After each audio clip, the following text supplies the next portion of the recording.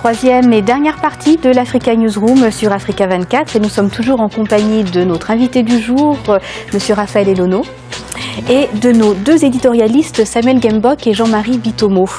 Volet économique à présent, le forum Africa 2016 de Sharm el-Cheikh en Égypte sur les investissements en Afrique a pris fin ce 21 février 2016. Près de 2000 personnes ont pris part à ce rendez-vous de l'économie africaine.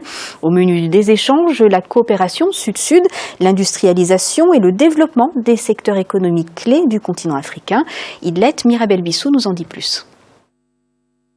Comment développer l'Afrique et atteindre l'émergence attendue par les pays du continent? Cette préoccupation a sans doute trouvé réponse au Forum Africa 2016 en Égypte les 20 et 21 février 2016. Plus de 1500 participants, au rang desquels les chefs d'État et les entrepreneurs ont réfléchi sur l'avenir du continent à l'occasion de l'une des plus grandes rencontres régionales des affaires. Il était question, au regard des potentialités de la zone Afrique, de trouver des stratégies d'échange entre pays. C'est un forum qui est pour moi une très bonne initiative de la part du président Al-Sisi d'Égypte qui a convié effectivement toute l'Afrique à ce forum Africa 2016 à Sharm el-Cheikh en Égypte. Alors, les grandes décisions prises, c'est que l'Afrique doit prendre en main son destin. Il faut rebooster le partenariat interafricain entre États africains sud-sud. Il ne faut pas forcément attendre tout de l'Occident. Et donc, cette vision panafricaine incarnée cette année par le président Al-Sisi était bien comprise par les pays africains qui ont répondu massivement à son appel. 4 secteurs clés du développement ont été retenus au forum de Sharm el-Cheikh. Il s'agit de l'éducation, la santé, les énergies et les nouvelles technologies de l'information et de la communication. Les politiques et les investisseurs se sont accordés sur la réalisation des grands projets et la mise en valeur de ces secteurs pour atteindre les objectifs globaux de croissance estimés à 4% en 2016 et 5% en 2017 sur le continent. Il faut un objectif à court et moyen terme. Sur 20 ans, il faut voir sur le long terme. Donc c'est ça le challenge, c'est ça l'enjeu. Et rendre pérennes ces décisions-là, il faut que ce soit suivi d'actions concrètes au niveau des décideurs, au niveau des populations. Il faut des politiques d'information, il faut des politiques d'échange, il faut une task force, c'est-à-dire que après ce sommet, un groupe de suivi qui doit être mis en place pour le suivi des résolutions de ce sommet-là. Au rang des résolutions, l'industrialisation. Les États devront mettre l'accent sur la construction des infrastructures et le développement local. L'agriculture, un des secteurs phares de l'émergence, s'est aussi invité au forum, l'objectif étant de moderniser le secteur, de valoriser le consommé local pour atteindre la production à grande échelle. L'application des résolutions de Sharm el-Cheikh va sans doute contribuer à la création d'emplois et à la réduction du chômage sur le continent. Samuel Gembok, on voit la multiplication de ce genre de forums en Afrique, mais également à travers le monde. Est-ce qu'ils aboutissent vraiment à des changements? J'ai comme l'impression que ces forums sont généralement organisés pour des chercheurs, des experts, d'exprimer leurs talents. Mais j'ai aussi comme l'impression que c'est un dialogue de sourds entre des gens qui ont travaillé pendant longtemps à produire intellectuellement, et de l'autre côté, des gens qui sont aux affaires, qui ne comprennent absolument rien du tout, ou alors qui sont plutôt portés sur d'autres considérations nombrilistes. Donc je pense que c'est un dialogue de sourds et qui ne produit pas toujours des effets. Il ne suffit pas simplement de faire des recommandations s'il n'y a pas des points focaux au niveau des gouvernements pour s'approprier de cette manne aussi rare qu'est la production intellectuelle. C'est la production intellectuelle qui permet de développer des pays. Mais il faut déjà qu'au niveau national, qu'il y ait un cadre de concertation où les experts nationaux peuvent d'abord s'exprimer et sont entendus. Si les experts nationaux s'expriment tous les jours et ne sont pas entendus, je ne pense pas que ce soit au niveau des forums au niveau continental que les dirigeants vont en tirer le maximum de profit. Raphaël Elono, je vous vois acquiescer. Vous êtes tout à fait d'accord, j'imagine. J'ai une petite question pour vous. On a vu récemment, en tout cas, l'inauguration des lancements des travaux d'une nouvelle université, la plus grande, en tout cas, en République du Congo. Est-ce que, selon vous, l'Afrique peut éviter la fuite des cerveaux? Est-ce que, selon vous, un jour, l'Afrique aura suffisamment d'infrastructures universitaires adéquates pour ses étudiants? Oui, si l'Afrique le veut bien. Moi, il y a un truc qui m'amuse toujours, c'est ce mot d'émergence-là. Moi, j'ai toujours posé la question, quel pays occidental s'est développé à partir d'un programme d'émergence? Mais cette émergence-là, elle est fixée par qui? Par les Occidentaux, avec leurs critères à eux. Et derrière, il y a des banques prédatrices comme le FMI, la Banque mondiale. Et ils vous amènent ces packages-là, ils vous donnent, et ils vous envoient leurs experts à eux.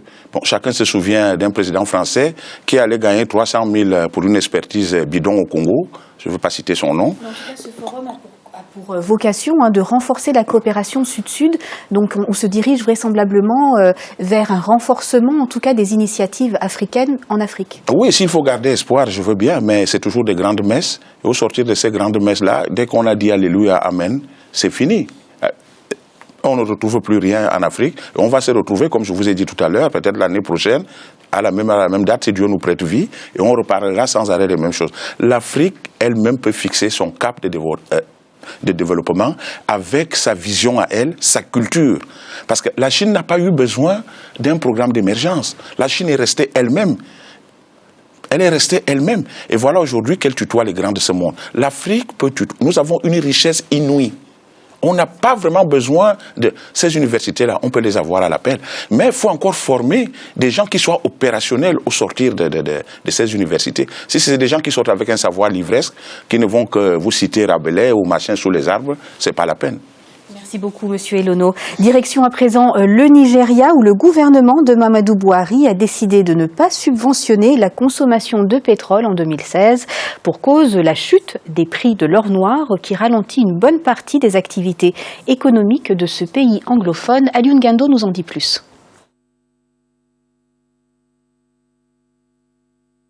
Le pétrole ne sera pas subventionné cette année au Nigeria. Cette décision émise par le gouvernement fédéral nigérian fait suite à la chute des cours du pétrole à l'international. Conséquence de cette baisse des prix de l'or noir, le premier producteur de pétrole en Afrique se voit privé de ses autres ressources économiques. Au milieu du mois de février 2016, le gouvernement a commencé les pourparlers avec plusieurs parties prenantes de la manne pétrolière nigériane en vue de rembourser ses dettes.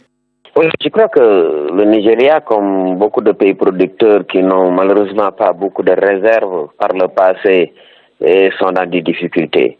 Ces pays ont confectionné des plans de financement à partir des recettes pétrolières. Donc, toutes les prévisions aujourd'hui n'est pas prises en compte cette tendance baissière qui est une catastrophe financière.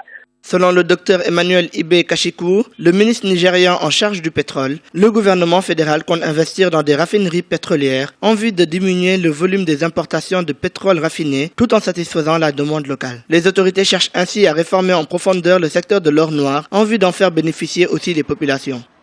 Une chose, c'est de produire du pétrole et de l'exporter pour ensuite importer du raffinage. Je crois que sur la chaîne de valeur, il y a des pertes énormes. Donc, le Nigeria, effectivement, a maîtrisé la chaîne de valeur de l'exploitation de cette or noir-là, qui est le pétrole. Et maintenant, ce faisant, oui, on se dote d'un capital technique, d'une expérience qui peut-être donnera ses fruits sous 3 ans, sous 5 ans. En 2016, les activités économiques nigérianes devraient tourner autour de secteurs non pétroliers. Les différents ministères cherchent à développer des partenariats publics-privés en vue de financer certains de leurs projets.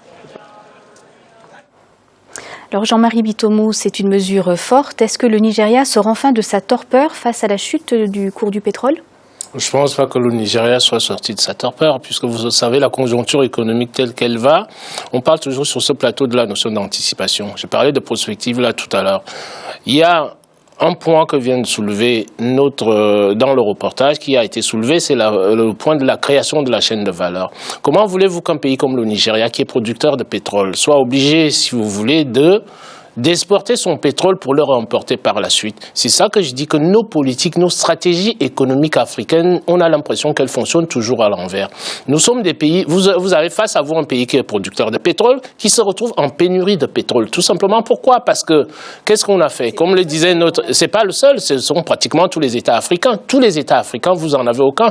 Notre invité, M. Elono, nous parlait tout à l'heure, si vous voulez, de la dépendance vis-à-vis des autres. Comment voulez-vous que nous dépendions des autres alors que notre matière première nous appartient? Regardons d'abord les stratégies économiques que nous bâtissons en amont, avant, si vous voulez, devenir tomber dans l'opérationnalité. Si nous ne bâtissons pas en amont des stratégies économiques qui soient efficaces, qui permettent, comment dirais-je, aux peuples africains, moi, ce qui me désole, c'est que dans ce reportage-là, c'est-à-dire, qu'est-ce qui va payer les pots cassés? C'est la population nigériane. Pourquoi est-ce que l'État nigérian ne réduit pas son train de vie lui-même pour pouvoir compenser, si vous voulez, ces pertes de recettes à l'exportation? Justement, expliquez-nous comment cette mesure va affecter le panier de la ménagère au Nigeria. Ça va affecter le panier de la ménagère, tout simplement. Pourquoi? Parce que bien que nous ayons un prix du baril qui soit en dessous de $30, vous avez la population qui n'en bénéficie pas. Le pétrole au Nigeria, c'est-à-dire du point de vue financier, ça peut se justifier. C'est disant tout simplement qu'on va essayer de desserrer la contrainte extérieure en subventionnant moins, si vous voulez, l'essence à la pompe. Parce que là, c'est pas le pétrole, parce que quand on parle du baril du pétrole, c'est autre chose. Mais là, nous sommes face à l'essence à la pompe. L'essence à la pompe, ça voudrait dire quoi? Ça voudrait dire que c'est le chauffeur de taxi, si vous voulez, nigérian, qui va subir les contre-coups immédiats de cette réduction, si vous voulez, des subventions qui vont vers l'essence à la pompe.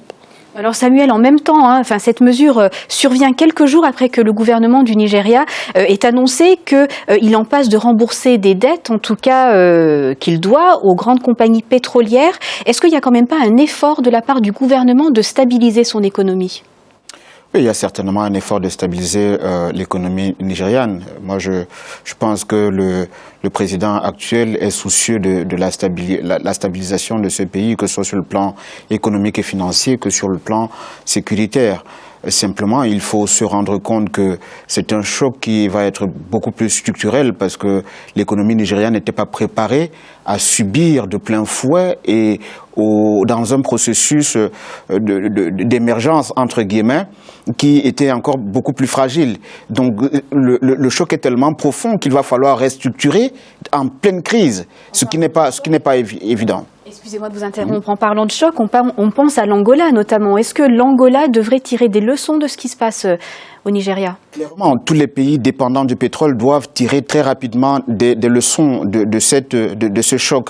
Il y a l'Angola, il y a le Gabon, il y a tous ces pays qui sont dépendants du pétrole. Il faut diversifier, comme on le dit tout le temps sur ce plateau. Il faut prendre des mesures pour que ces pays ne puissent plus être dépendants de cette manne. Encore que il faut se dire que ce choc va durer.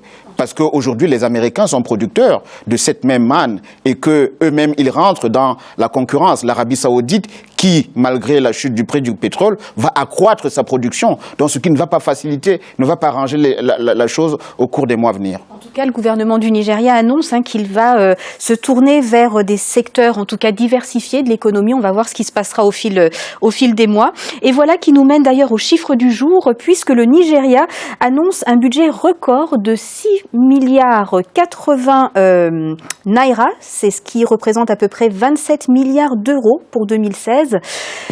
Monsieur Elono, que vous inspire ce chiffre? Est-ce qu'au vu des défis économiques du Nigeria, ça vous paraît adéquat? Ce chiffre est éloquent. On espère qu'avec ce chiffre, le Nigeria va relever la tête et qu'il va stabiliser son économie comme l'espère Jean-Marie Bitomo disait tout à l'heure avec mon frère Gimbok. On espère. Non, ce chiffre est très éloquent. Moi, je suis très, très content. En tout cas, c'est un record. Jean-Marie Bitomo, vous pensez que c'est trop peu, pas assez? Vous savez, le Nigeria aujourd'hui la première économie africaine. Donc à l'aune, si vous voulez, de ce titre-là qu'a eu le Nigeria a intérêt. Quand je fais une comparaison entre l'économie nigériane et l'économie sud-africaine, aujourd'hui là, vous verrez que si vous voulez, si on fait une analyse du secteur productif, le secteur productif sud-africain est beaucoup plus riche que le secteur productif nigérian aujourd'hui. Parce qu'il est plus diversifié. Exactement, c'est là où je voulais en venir, Anne-Marie, c'est qu'il est plus diversifié. Donc l'effort du Nigeria aujourd'hui, c'est de diversifier très très rapidement son économie. Mais comme le disait Samuel là tout à l'heure, nous tombons sur quoi? Nous tombons, si vous voulez, sur une conjoncture qui va être une conjoncture qui va se transformer en défi structurel pour le Nigeria, c'est-à-dire complètement repenser la structure de l'économie nigériane afin de pouvoir se dire qu'on a beau injecter de l'argent, si cet argent-là n'est pas injecté à bon escient et qu'en même temps on est en train de procéder aux reconversions nécessaires, c'est-à-dire des métiers, c'est-à-dire on pourra mettre autant de fonds qu'on veut là-dessus, si la reconversion globale de l'économie de manière macroéconomique ne suit pas, les résultats ne vont pas aller très très loin de mon point de vue. Samuel Gembok, est-ce que Mahamadou Bouhari est l'homme de la situation? Il y en a beaucoup qui critiquent son inaction face à cette crise. Je pense qu'il ne faut pas sous-estimer la crise. Moi, je partage le fait que Mahamadou Bouhari soit volontariste. Il a montré cela à partir de sa campagne. C'est un homme intègre. Il faut simplement que, encore une fois, il faut rompre avec la culture de l'immédiateté. Il faut rompre avec cette culture de l'instantanéité. Les choses sont beaucoup plus structurelles pour être résolues en quelques semaines ou en quelques mois. C'est un choc qui est profond et il va falloir prendre des mesures. Et je pense que le budget qui vient d'être voté est à la hauteur de cette crise. Samuel Gembok, merci beaucoup.